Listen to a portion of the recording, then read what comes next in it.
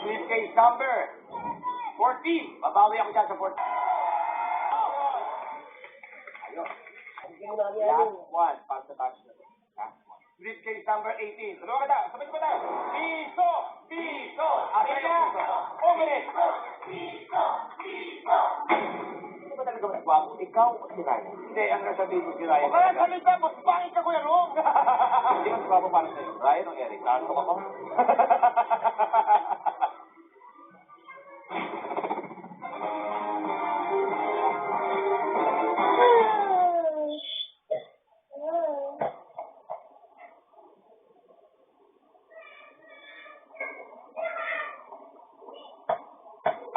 Ang masiglit na nakitira ng General Santos.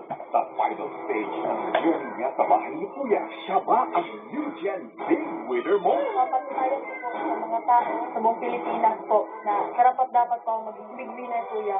Level up ang pagboto via Maya app. Piliin ang housemate na gusto mong maging big winner. You have unlimited power to vote Pinoy Big Brother Gen 11. The final stage at the big night. Matatauhan ka ng milya-milya naman po kay Marites. Puso, you will never be equal. Marami na makalahat ng mas bigati pa sa'yo. At lahat sila ko.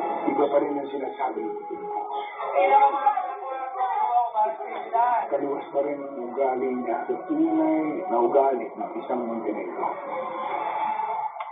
Hindi na natin kasama sa Supremo sa pagyaman natin. Pero sana balang araw, mag-ayos pa kami. Hinihinayang lang sa bata.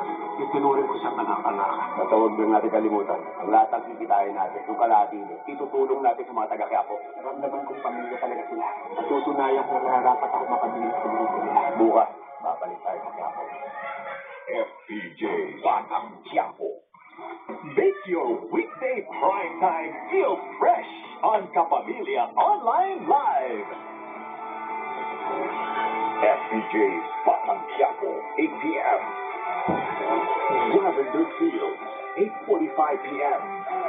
And Pamilya Sagrado, 9:30 p.m.